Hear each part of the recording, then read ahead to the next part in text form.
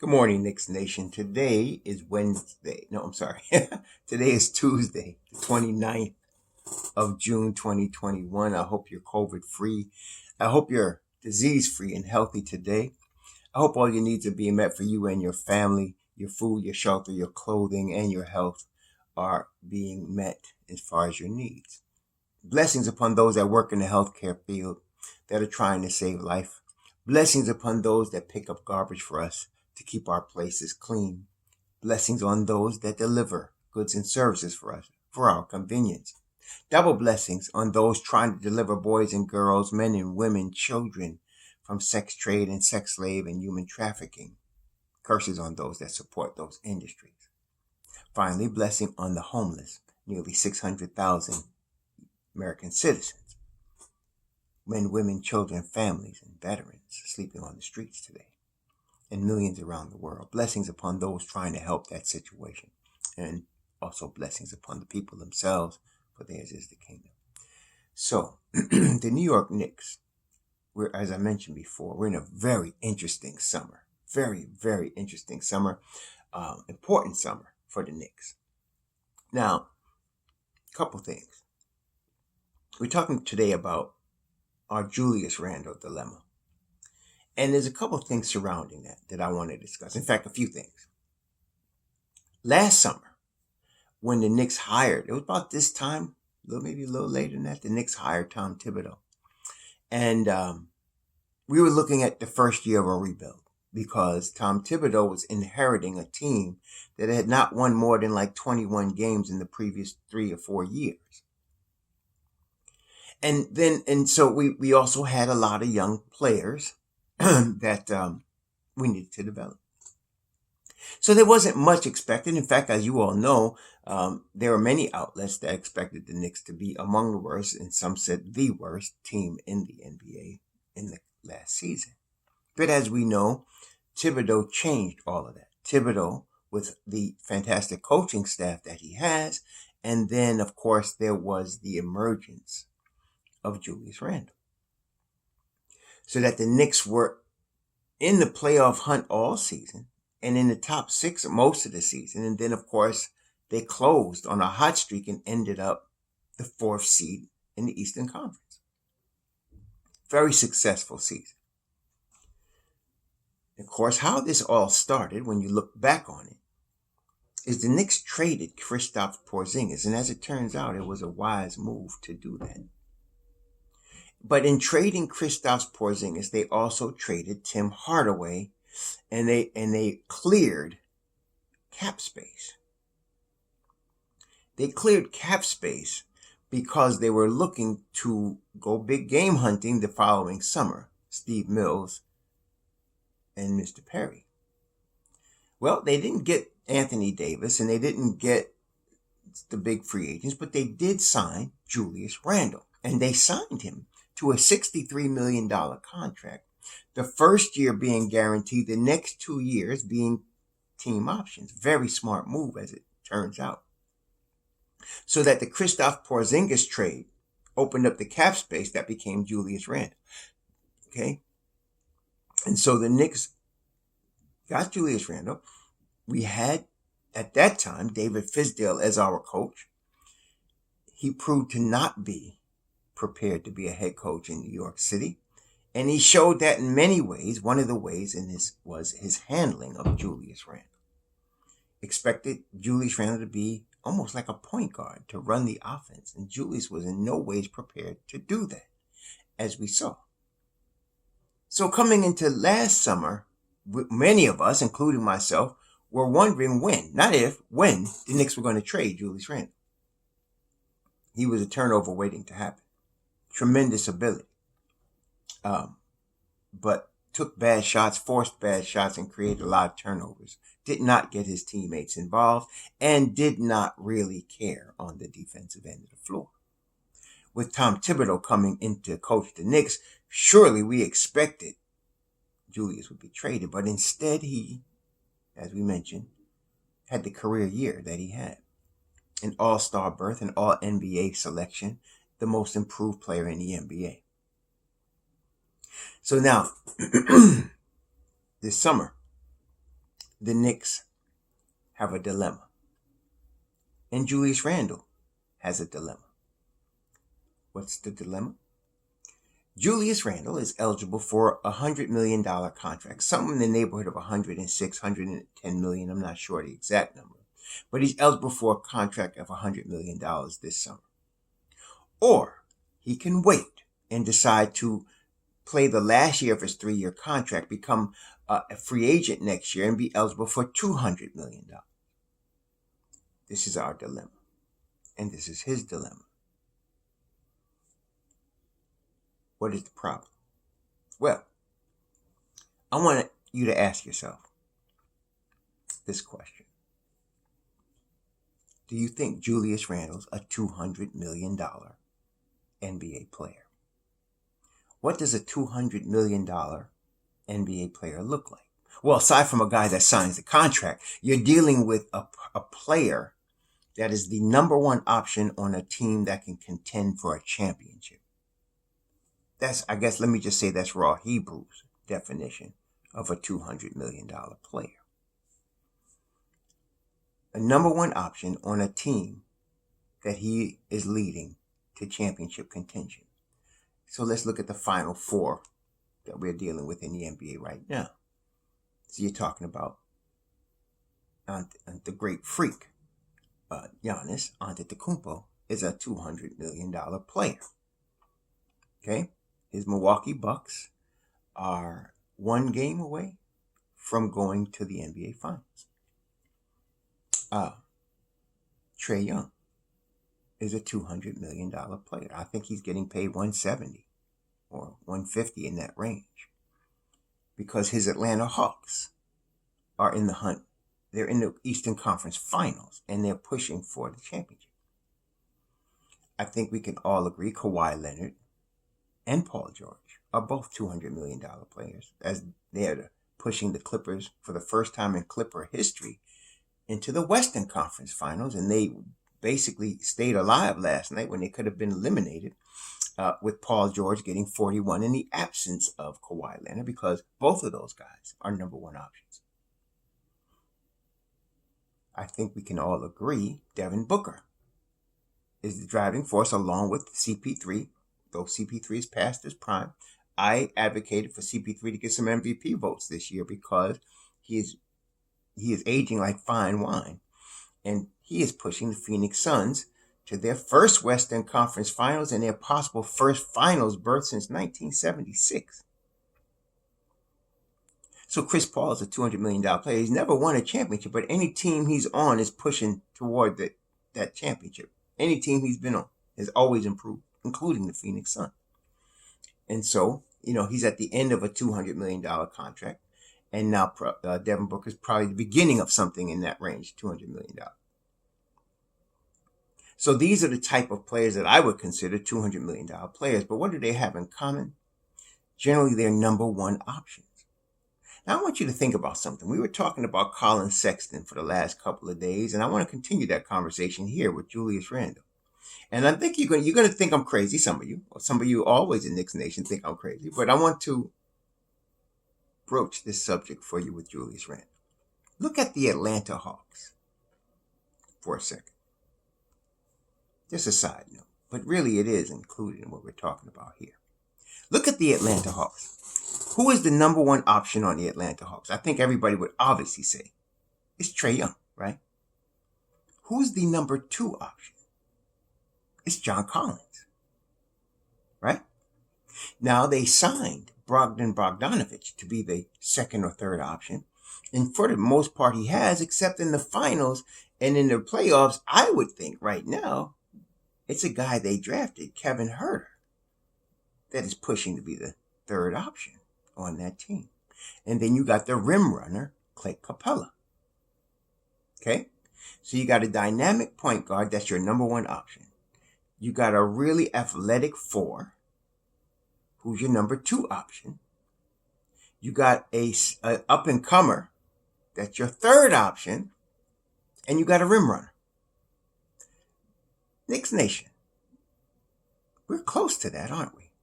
What are we missing? We got John Collins and Julius Randle.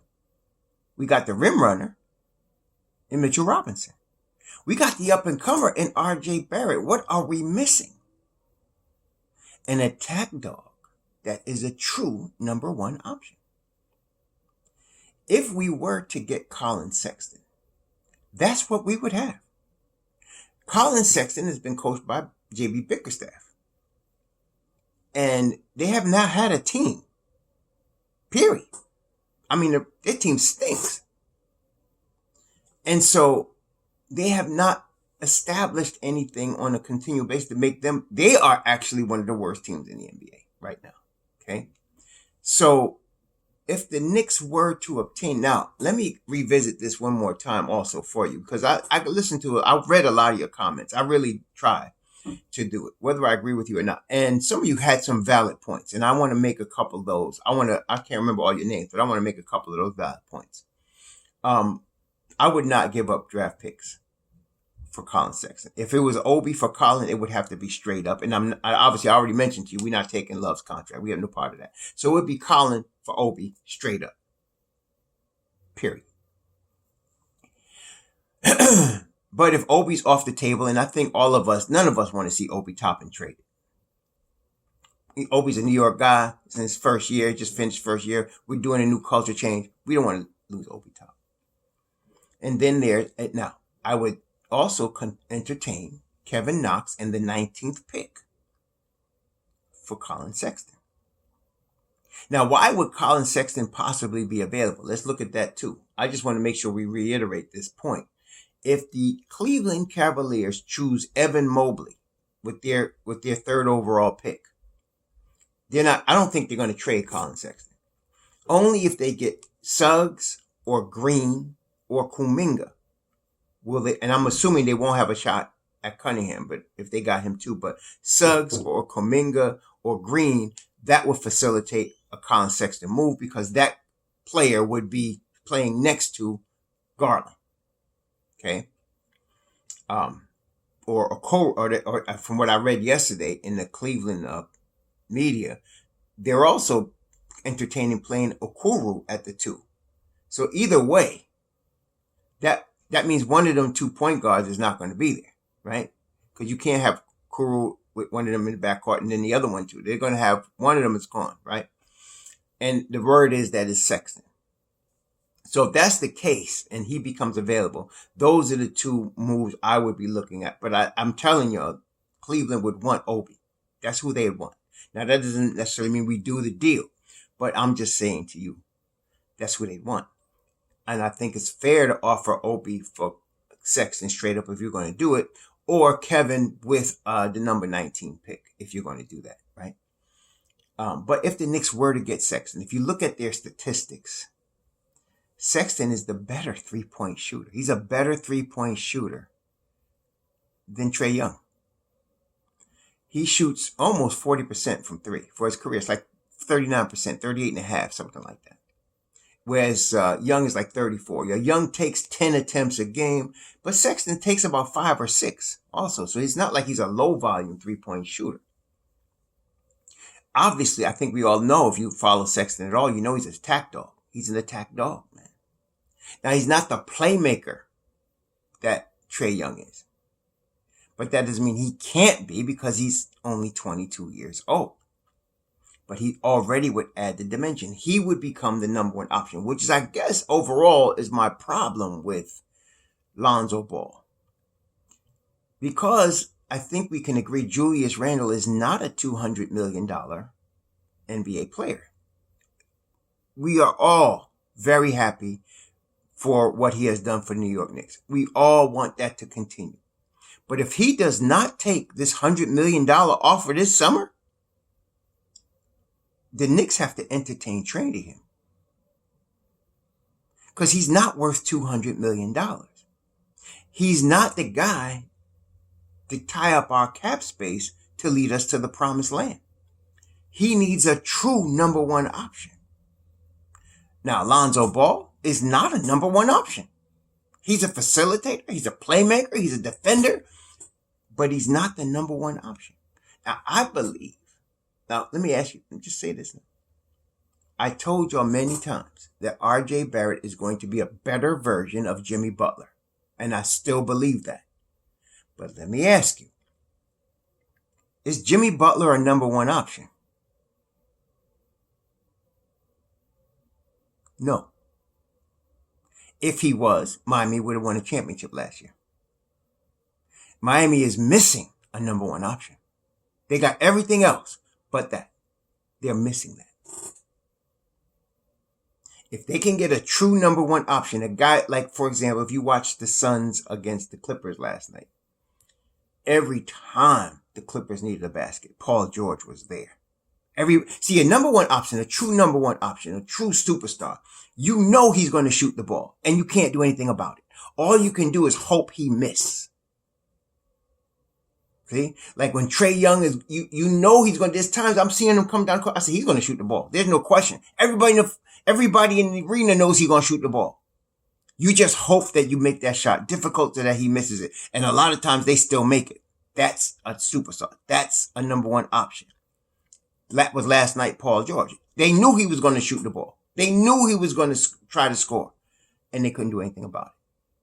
He ended up with 41. That's why they won the game. Then, of course, he had the supporting cast. Mook is playing like a solid third option. Right? He's missing his sidekick, Kawhi Leonard, but everybody else, but Reggie Jackson has emerged as the second option. Reggie Jackson always had that talent, but when he was in Detroit, he was always hurt. That's why I wanted to stay away from him. He was always hurt. Except when he played the Knicks and he would kill us. But he was hurt a lot. But now, the guy's playing career ball right now. And he's a second option. So they got their number one option. They got their second option. They got Mooka playing their third with Terrence Mann. And they got their rim runner in Zubac, right? So they got the whole thing. Plus, they got the defense coming off the bench with Patrick Beverley. So, even without Kawhi, that's why this team was expected to get to the championship last year. They got it set up nice. But I still think Phoenix is going to beat them. But beside the point, that's a superstar right there. That's a $200 million play. Julius Randle is not that. Not yet. I'm not saying he can't be that, maybe. But we can see right now, we have to make a decision now regarding $100 million versus $200 million into next season. Not this season, it's next season. Because if he doesn't sign the $100 million contract this year, he's looking for $200 million. Make no bones about it.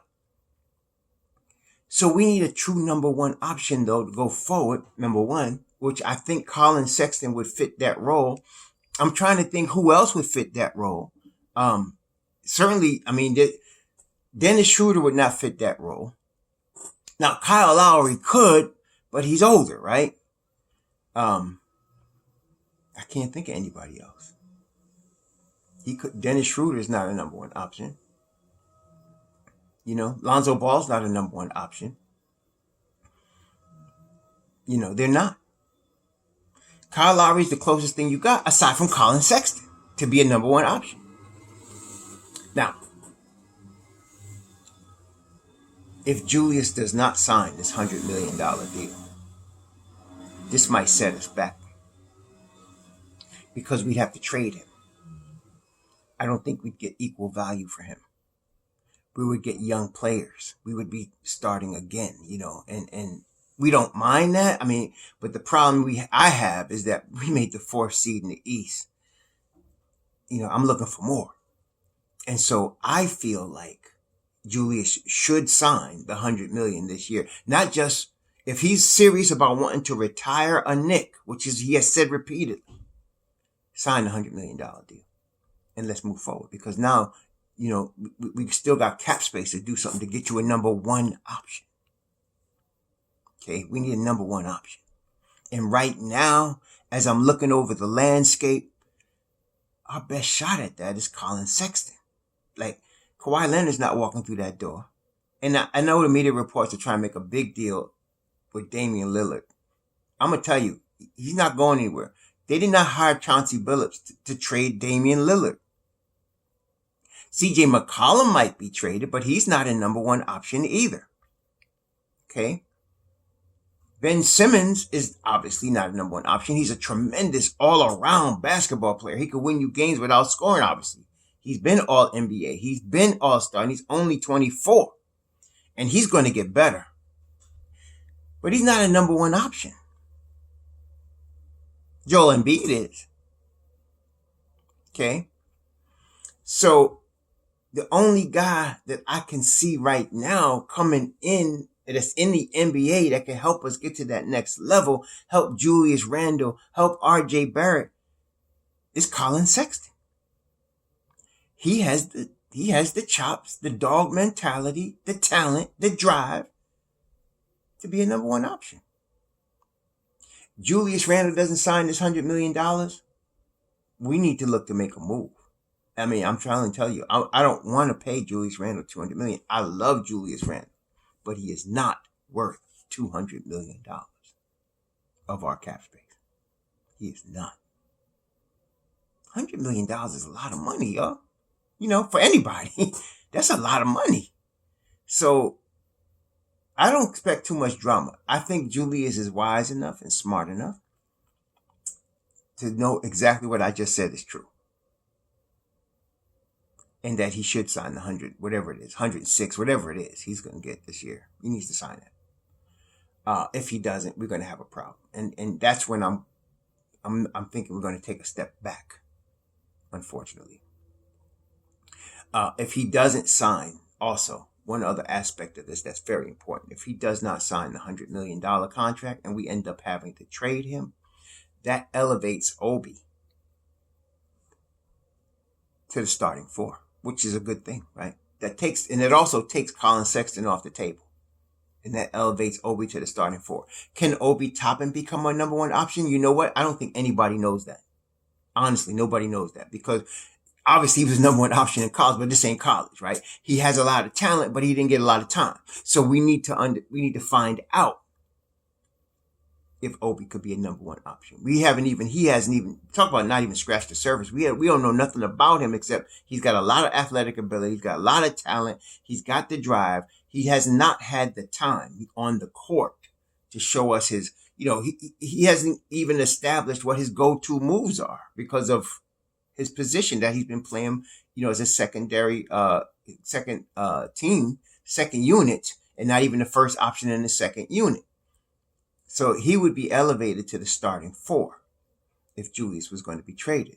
And then that would facilitate a whole bunch of different changes. You wouldn't get, I don't think, unless you're going to trade, unless Cleveland's going to take Kevin Knox in the 19th pick for Sexton. And I don't know. There's going to be better offers out there for Colin Sexton, I think, than that. There's going to be better offers for that than that.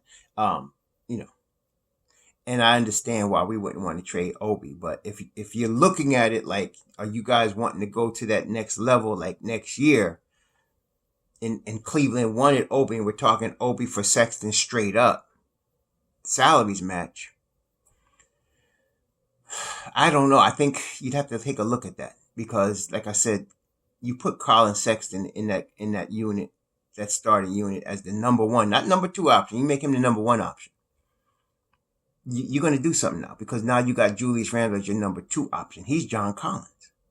Okay. And I think Julius, me being prejudiced, is better than John Collins. And John Collins is good. I like Julius better. Okay. You put him in that role and then you have the slasher RJ with more freedom. Okay. I think that's something that could really cause some trouble in the Eastern Conference. That'd be a problem. Okay. But tell me what you think. I think, like I said, if Julius, it's very easy. If Julius signs this $100 million, we go on with life. We continue to look for that number one option, which I said, I don't know. If y'all know somebody that could be a number one option that's out there, that's available. No, talking about somebody available. Not somebody that's our dream. Don't tell me Kawhi Leonard because he's not available. And I know everybody's talking about Dame Lillard, but I'm not into the hype. He's staying in Portland as far as I'm concerned. We're not getting Damian Lillard. And if we did, we'd have to trade away a lot of the team to do that. And that's the dilemma you have when you're looking at a Damian Lillard, because you're going to end up with Randle and RJ or Randle and Mitch, and that's it. And you're starting from scratch with those guys and Damian Lillard. And I don't like that idea, but that's what you're dealing with. And I just don't think he's really going anywhere. I think it's a bunch of hype. And if you notice, every single summer, I mean, I've been a Knicks fan since 1969, 70. And I'm trying to tell you, every single summer, there's all of these superstars coming to the Knicks. Every summer.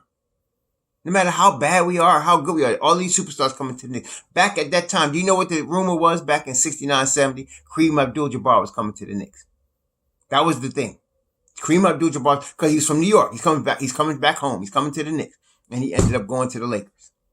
And as we looked at it and found out, he actually wanted to go to Washington. But something happened. They burned his house down or something, and he ended up going to LA. But the rumor was he's coming to the Knicks. And every single summer you had anybody you can name coming to the Knicks. So this is no different to me. You know, whether it's Damian Lillard or Kawhi Leonard or whatever other unavailable player that never said they wanted to come to the Knicks, talk. The only superstar or potential superstar that said he wanted to come to the Knicks was Zion Williamson. And he's on his rookie deal and they're not letting him go. So there's that. Maybe in a few years, but not right now. So there's that. I don't see anybody out there that's a number one option or that's a potential number one option that's better than Colin Sexton. If you know that, let me know. And please don't come with no rookie. Ain't no rookie in this draft class except Cade Cunningham prepared to be a number one option right now. They might, they're all going, there's a whole bunch of them that are going to be really good in 2 years or in a year. They're really good. But there's nobody out there prepared to be a number one option right now. Okay? Nobody. This is talking about the NBA, y'all. You're talking about, look at the 4 teams in the final of the Western and Eastern Conference. This is where the men play. You got to be ready, okay? This is where the men play.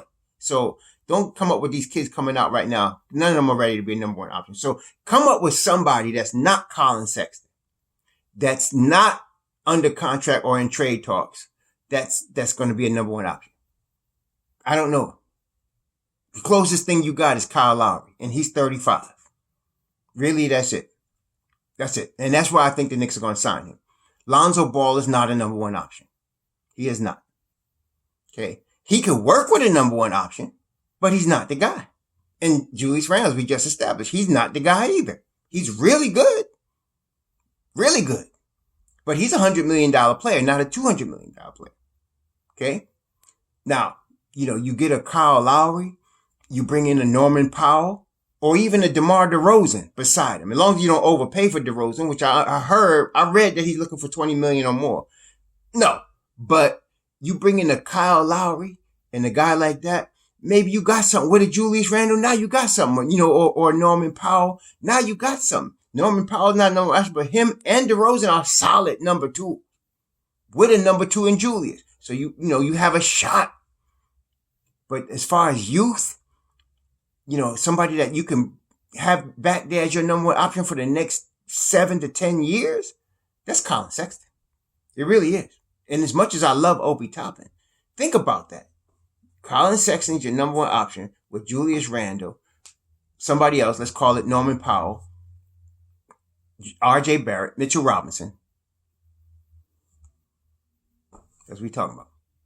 So tell me what you think. But the way I'm looking at this thing right now, Julius needs to sign this $100 million this summer. Otherwise, there's going to be a problem. And when he does, we need a number one option. So I'm saying if you're not going to trade for Kyle Lowry, okay, fine. Then you're taking, trade for Colin Sexton. Sorry. Okay, fine. Then you're going to sign Kyle Lowry because he's going to be your number one option. You're going to add another wing and they're going to be pushing for the Eastern Conference Finals. Then you're going to draft a young point guard that can be future number one option. And there's a couple of them. There's not a lot, but there's a lot of good point guards out here. There's a lot of good guards, but in terms of a guy that could be your future number one option, you're talking about a Boak Knight now. You're talking about him. You got to trade up and get him. If you want a guy that's going to be a number one option, you're talking about a Boak Knight. Okay. We're going to talk about Trey Mann. I see him as that in the future, not right now, but he already has the ability to shoot off the bounce at a very high level. That's an NBA talent to shoot off the bounce like that. And so you got him in the future, not right now, maybe 2 years from now, but that's what you'd be looking at. You'd be talking about getting a Lowry with somebody that can push now for the Eastern Conference Finals. This is assuming, again, you got a lot of dominoes here. So Julius has got to sign $100 million. He's not going to get 200. He shouldn't. Not from the Knicks. He shouldn't get 200. But He's $100 million player. I'm comfortable with that. Okay. So, I'm not comfortable with him at 200. He's not that guy. Him and John Collins and Chris Middleton, they're the same. John Collins, Chris Middleton, Julius Randle. There's your guys. Those are all number 2 options. And that would be his role. Perfect. But you need a number 1 option. You need a guy that, like I said, anybody in the arena can know he's getting the ball and know he's going to shoot. That don't mean you're going to stop him. With Julius, you throw a double team at him. If he doesn't kick that ball out, he's turning it over. Or he's going to take a bad shot, right? I mean, we know that. And he's learned to kick the ball out, which he's done very well, okay? And he's 100% better on defense. All around, Julius Randle's gotten better. But he's not a $200 million player. He's not. He's not a number 1 option. And we're at the position right now. Think about this. The Knicks are on the precipice of pushing for the Eastern Conference Finals. We're a number 1 option away from doing that. You're talking about really Kyle Lowry and Colin Sexton. And Kyle Lowry's a free agent. So they're going to throw a boatload. If they don't trade for Colin Sexton, and I think that there's a 90% chance they do not. And they're going to sign a guy like Kyle Lowry with another running mate, whether it's DeRozan or Powell. It's going to be a vet. This is Tibbs we're talking about. It's going to be a vet. It's going to be a guy that defends. It's going to be a guy, that's what you're going to get. And you're going to have them 2 with Julius Randle, which is going to be a really good team. So that's where we are, Knicks Nation. Like I said, if you see a number 1, please don't come with me with Kawhi Leonard. Don't come to me with Damian Lillard. We're not getting them. This is the realistic channel. Raw Hebrew Remnant don't play. We raw. We real. So no, we're not getting them. Give me somebody that we could really get. That's a number 1 option that's out there. That's available. Okay. Devontae Graham. I love Devontae Graham. He's not a number 1 option. He's a big time, bucket getter at the end though, but he's not number 1 option. Okay. So let me know what y'all think. Please be safe out there. Stay healthy. Shalom.